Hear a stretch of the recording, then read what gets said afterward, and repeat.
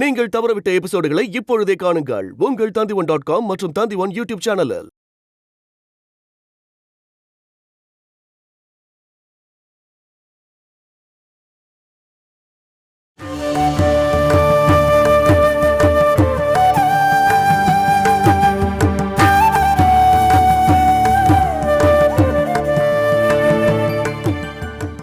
இவங்க ரெண்டு பேரும் யாருன்னு உனக்கு தெரியுமாமா?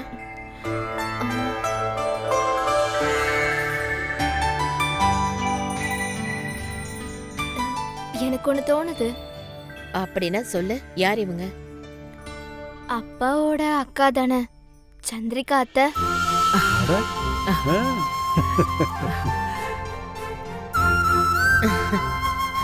இவங்கள உனக்கு எப்படிமா தெரியும்? அந்த கதையெல்லாம் அப்பா சொல்லிருக்காரு. ஆனா உங்களை முதல்ல பார்த்தப்போ யாருன்னு எனக்கு தெரியல. எப்படிமா உனக்கு தெரியும்? நான் யாருன்னு லட்சுமிக்கு கூட தெரியவே இல்லையே. கடந்த 43 வருஷத்துல நான் அந்த வீட்டுக்கு ஒரே ஒரு தடவை தான் வந்திருக்கேன். அப்பா செத்து போனப்போ. அன்னைக்கு அவங்க அந்த வீட்டுக்குள்ள என்னை விடவே இல்லம்மா. அது எனக்கு நல்லாவே ஞாபகம் இருக்கு.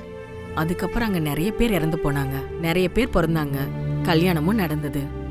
ஆனா எதுக்குமே யாருமே என்ன கூப்பிடவே இல்லை. அங்க இருக்கிற யாரும் என்ன மன்னிக்கல.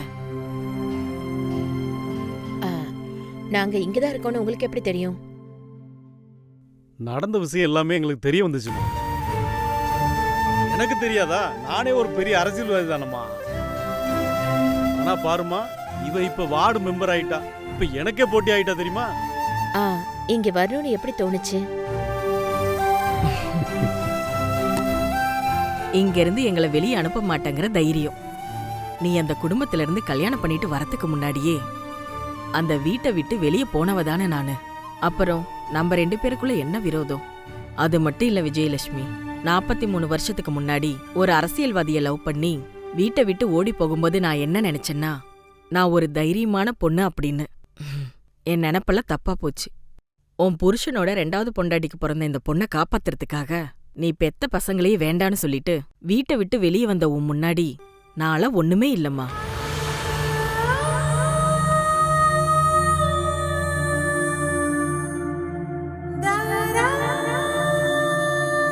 என்ன மாதிரி நிறைய பொம்பளைங்க காதலிச்ச ஆம்பளைங்களோட ஓடி வந்திருக்காங்க. ஆனா உன்ன மாதிரி இவ்ளோ பெரிய தியாகத்தை பண்றதுக்கு இந்த உலகத்துல யாருமே இல்லம்மா. நீ ஒருத்தி தான்.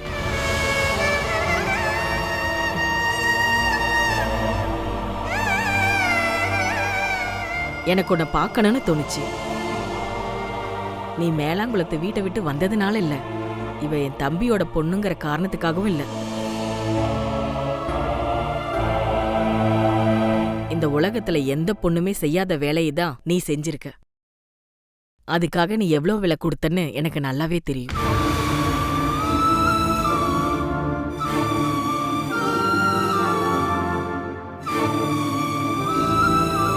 சார்,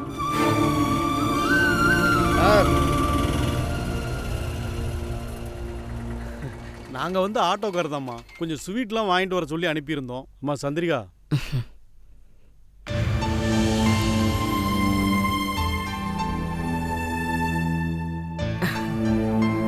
இந்தாங்கம்மா.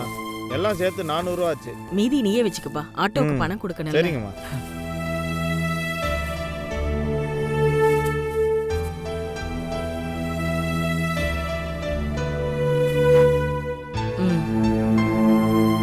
இந்தா.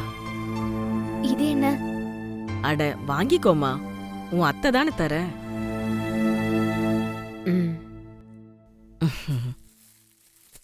நாங்க டவுன்ல இருந்து நேரா இங்க வந்துட்டோம். அப்ப எங்களால வாங்க முடியல.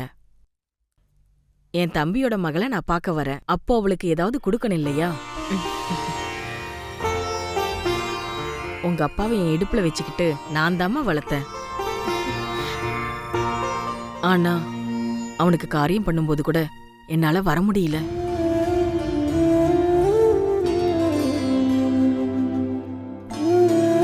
நாங்க ஒவ்வொரு இடமா கேட்டு வர்றதுக்குள்ள டைம் ஆயிடுச்சு. நாங்க இங்க பக்கத்து ஊர்ல தாமா தங்கி இருக்கிறோம். ஆனா எங்களுக்கு தகவல் சொல்றதுக்கு யாருமே இல்லை. பத்தியா, தெரிஞ்சிருந்தா கடைசியா அவனை ஒரு முறை வந்து பார்த்துருப்போம். இவளுக்கு துளசின்னு ஒரு தங்கச்சி இருந்தா. தான் கேள்விப்பட்டோம்மா, ஆனா தாமதமா தான் கேள்விப்பட்டோம். இவங்க குடும்பத்தோட கண்ணையும் காதையும் நாங்க தான் அடைச்சு வச்சிட்டோம்ல.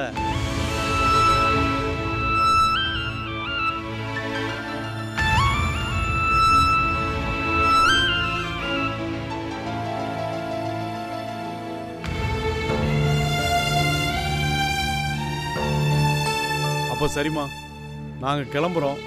இன்னொரு இடத்துக்கு நாங்க போக வேண்டியிருக்கு. நம்ம ரொம்ப நாள் கழிச்சு பாக்குறோம், நிறைய பேசவே இல்லை. எல்லாம் தெளிவா சொல்றோம்மா. இன்னொரு நாள் கண்டிப்பா வர்றோம், மறக்காம வர்றோம்.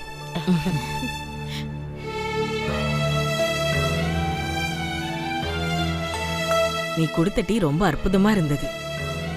அதை குடிக்கிறதுக்கு நான் மறுபடியும் வருவேன். நீ இதுக்கப்புறம் கவலையே பட வேண்டாம். உன் கூட லட்சுமி இருக்கால. போயிட்டு வரமா?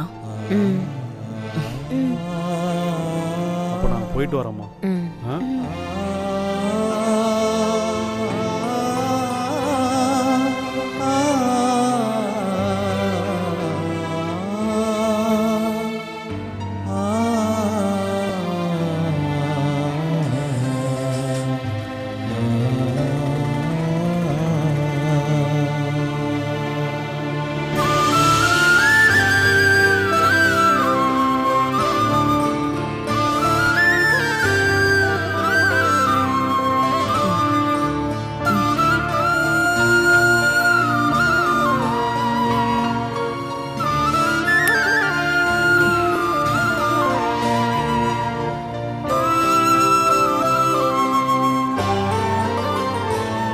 என்னம்மா சீக்கிரம் படுத்துட்டீங்க?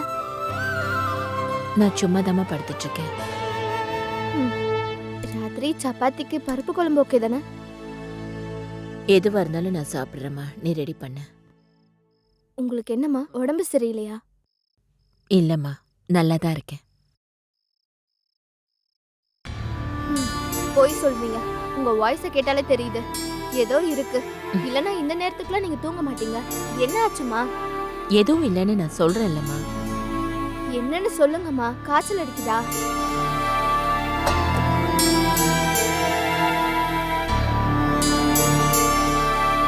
காய்ச்சல் இல்ல, வேற என்னன்னு சொல்லுங்கம்மா. எனக்கு தலை வலிக்குதுமா, அவ்வளவுதாம்மா. கொஞ்ச நேரம் படுத்தா சரியா போயிடும். நீ எழுந்து போ. இருங்க, நான் வரேன்.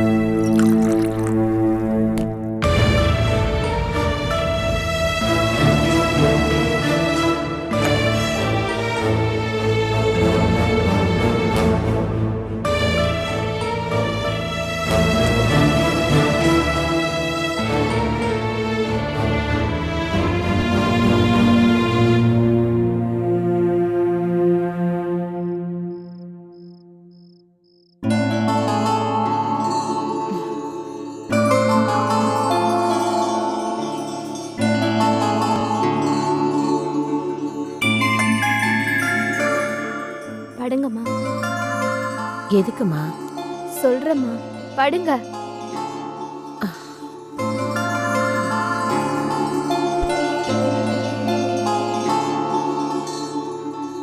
கண்ணை மூடிட்டு படுங்க.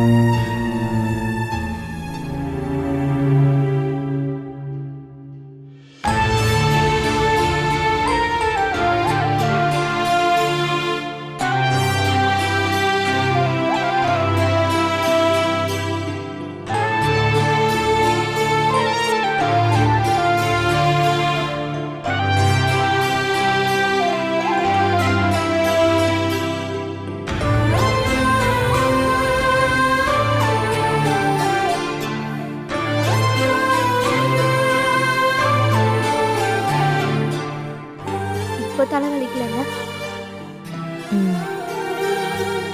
நீ எதை அரைச்சு நெத்தியில பூசிருக்க? நல்லா இருக்கு. இது கடுக்கா. இத போட்டா தலைவலி சீக்கிரம் போயிடும்.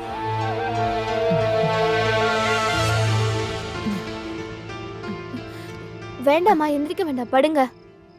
அட பரவாயில்லம்மா, இப்ப கொஞ்சம் பரவாயில்ல. என்னோட கண்ணாடி எடு.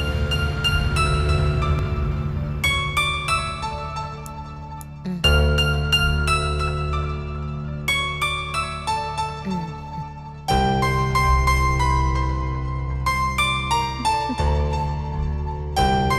இந்த நாட்டு வைத்தியம்லாம் உனக்கு யாரும்மா சொல்லி கொடுத்தது?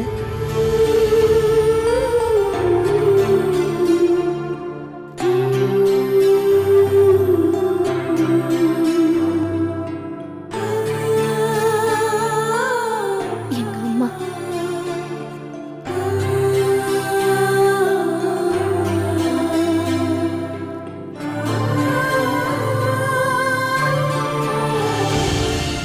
உன்னோட அம்மா எப்படி செத்து போனாங்க?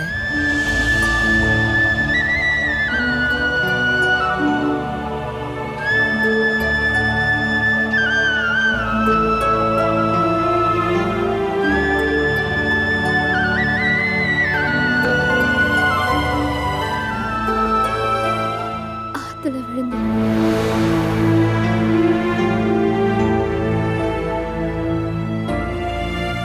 அம்மாவுக்கு அம்மாவுக்கு ஆஸ்துமா இருந்தது.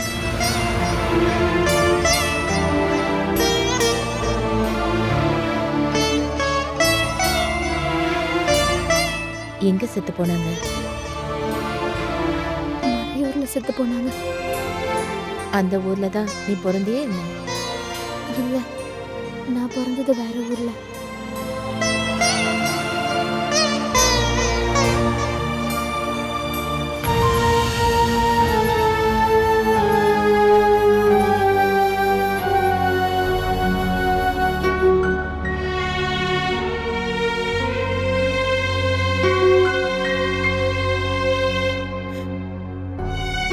உன்னோட அம்மா யாரும்மா?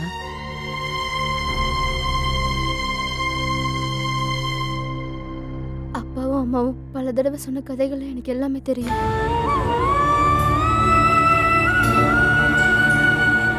அதை தவிர வேற எதுவும் எங்ககிட்ட சொன்னதே இல்லை.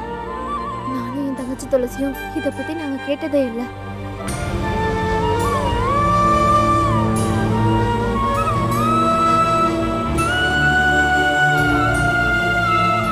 என் அம்மாவோட பேரு ஜானகி.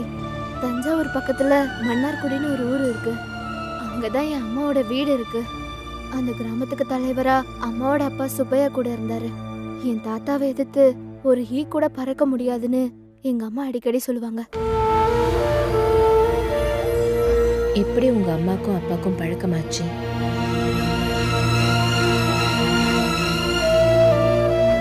சின்ன வயசுல இருந்தே அம்மாவுக்கு ஆஸ்துமா இருந்தது. அவங்களுக்கு ட்ரீட்மெண்ட் கொடுக்கறதுக்காக தாத்தா அம்மாவை பல இடத்துக்கு கூட்டிட்டு போயிருக்காரு. ஆனா அம்மாவோட வியாதி மட்டும் போகல. எங்க அம்மாவோட தலைவிதி அந்த ஆஸ்துமா மட்டும் இல்ல. அவங்களோட ஜாதகப்படி மாங்கல்ய பாகியம் இல்லைன்னு ஜோசியர் சொன்னாரு.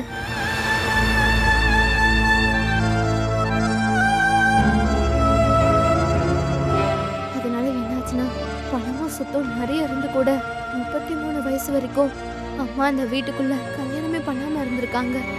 அந்த நேரத்துல தான் பிசினஸ் விஷயமா அப்பா தாத்தாவை பார்க்க போயிருக்காரு.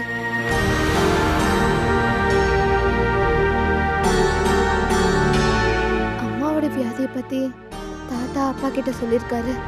இந்த ஊர்ல இருக்க ஆசிரமத்துல ஆஸ்மாவுக்கு ட்ரீட்மெண்ட் கொடுக்கற ஒரு சித்த வைத்தியர் இருக்காருன்னு அப்பாவுக்கு தெரிஞ்சிருக்கு. அப்பா கூட அம்மா பல தடவை ட்ரீட்மெண்ட்க்கு போயிருக்காங்க. நோயும் கொஞ்சம் கொஞ்சமா குறைஞ்சது. அப்படி போகும்போதுதான் அவங்க 2 பேரும் ஒருத்தருக்கு ஒருத்தர் காதலிச்சு கல்யாணம் பண்ணாங்க.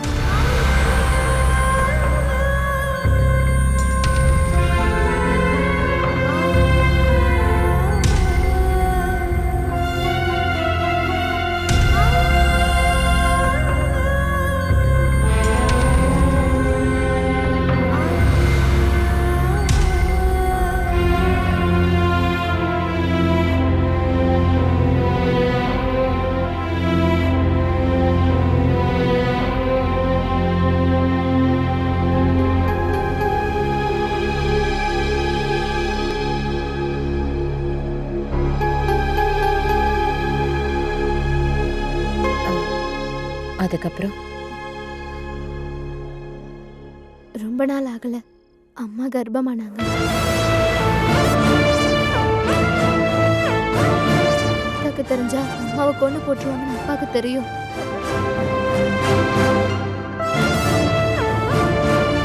அப்பாவுக்கு வேற பொண்டாட்டி பிள்ளைங்க இருக்கிறதால சட்டப்படி கல்யாணமும் பண்ணிக்க முடியாது.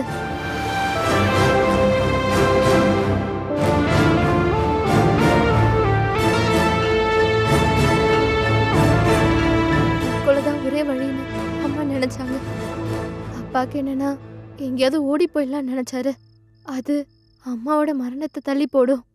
சொல்ல போனா அம்மாவோட மரணத்துல இருந்து காப்பாத்ததான் அவங்க 2 பேர் ஓடி போனாங்க.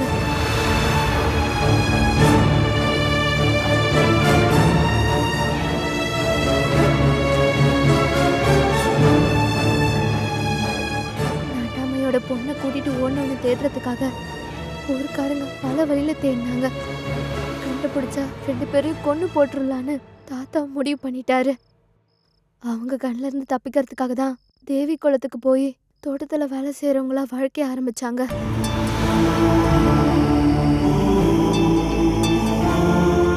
சொன்னா அப்பாவுக்கு உங்க எல்லாரையும் பிடிக்காம இல்ல, அவருக்கு வேற வழி இல்லாம திரும்ப இந்த ஊருக்கு வர முடியல. தன்னை நம்பிக்கிட்டு இருக்க அவங்க பொண்டாட்டி பிள்ளைங்கள நினைச்சு ரொம்பவே அவர் கஷ்டப்பட்டாருன்னு அப்பா என்கிட்ட அடிக்கடி சொல்லுவார். தேவி குளத்துலதான் நான் பிறந்தேன். அதுக்கப்புறம் அப்பாவோட பொறுப்பு அதிகமாயிடுச்சு. அப்பாவுக்குமே அடிக்கடி நோய் வந்துருச்சு. எங்க எல்லாரையுமே பத்திரமா அங்க சேர்த்துட்டு திரும்ப இந்த ஊருக்கு வரணும்னு நினைச்சாரு. ஆனா அவரால திரும்ப இந்த ஊருக்கு வர முடியல.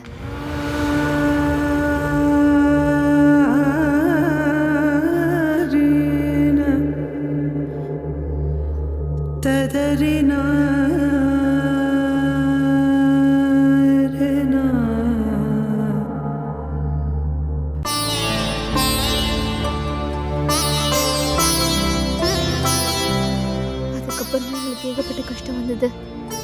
அம்மாவுக்கும் வியாதி அதிகமாயிடுச்சு. அதனால அப்பாவாலையும் வேலைக்கு போக முடியல. அதனால எஸ்டேட்ல பார்த்த வேலையும் போயிடுச்சு. கடைசியில வாடகைக்கு நாங்க குடி வந்தோம். வீட்டு செலவு பார்த்துக்கணும், வாடகை கொடுக்கணும், மருந்து வாங்க பணம் வேணும். சில நேரத்துல கிடைக்கிற கூலி வேலையால எதுவுமே பண்ண முடியல. அதனால அப்பா வேற வழி பார்க்க ஆரம்பிச்சாரு. முதல்ல அவர் ஒரு பொட்டி கடை ஆரம்பிச்சாரு. ஆனா 6 மாசத்துக்கு அப்புறம் கடன் ஆகி பூட்ட வேண்டியதாயிடுச்சு. அதுக்கப்புறம் நான் பண்ணாத வேலையே இல்லைன்னு அப்பா என்கிட்ட அடிக்கடி சொல்லுவாரு.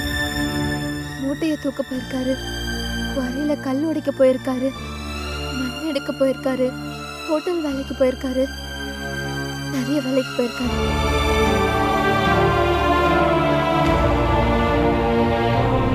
இப்ப அதை பத்தி நினைக்கும் போது என் மனசு ரொம்பவே வலிக்குது. எங்களை காப்பாத்துறதுக்கு தானே அப்பா இவ்வளோ கஷ்டப்பட்டாரு.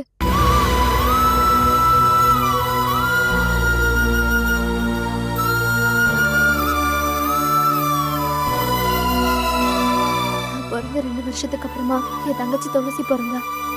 அதோட அப்பாவோட பாரம் இன்னும் அதிகமாயிடுச்சு. கூலி வேலை செஞ்சு கிடைக்கிற காசால எதையுமே பண்ண முடியல. ஆனா கடன் வாங்குறதுக்கு அப்பாக்கு இஷ்டமே இல்லை. அவர் தன்மானத்தை விட்டு கொடுக்கவே மாட்டாரு. ஆனா அதெல்லாம் போயிடுச்சு. வயிற்று பசியால அவரோட தன்மானம் எல்லாம் அவரை விட்டு போயிடுச்சு.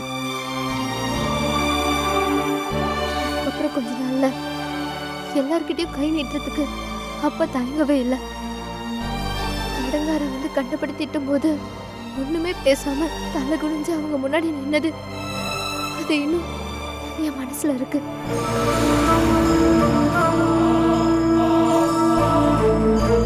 அம்மாக்கும் எங்களுக்கும் சாப்பாடு மருந்தும். அதை விட பெருசு அப்பாவோட தன்மானம்.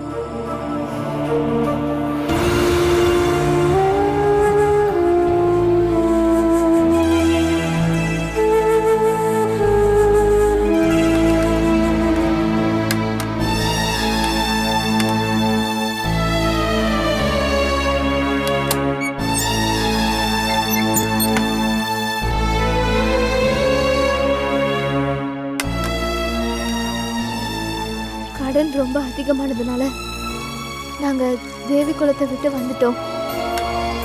உண்மையை சொல்லணும்னா நாங்க ஓடி வந்துட்டோம். அப்படிதான் நாங்க மறையூருக்கு வந்தோம். அப்போ நான் ஸ்கூலுக்கு போயிட்டு இருந்தேன்.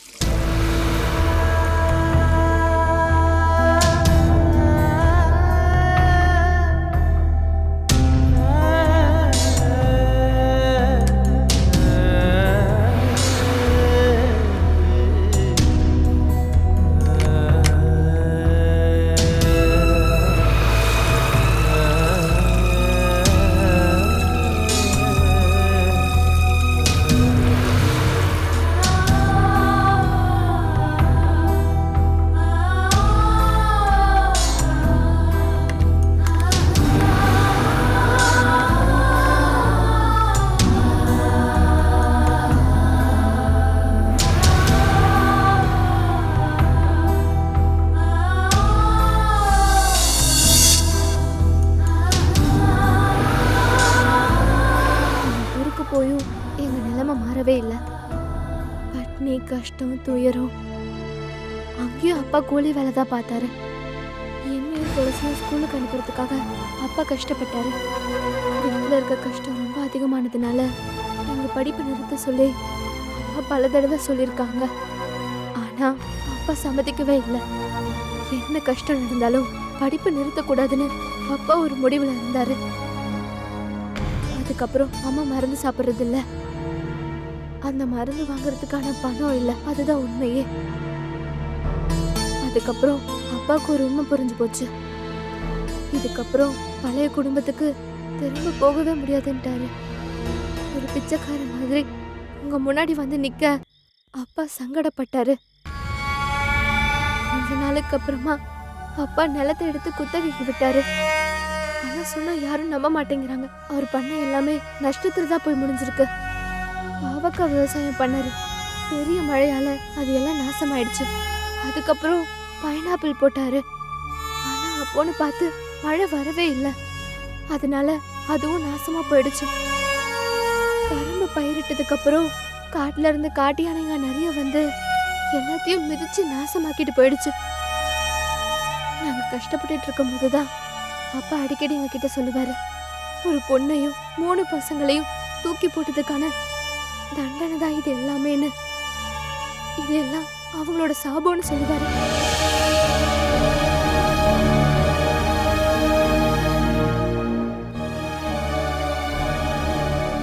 Catch us on TV, Tandivan.com, Facebook and YouTube.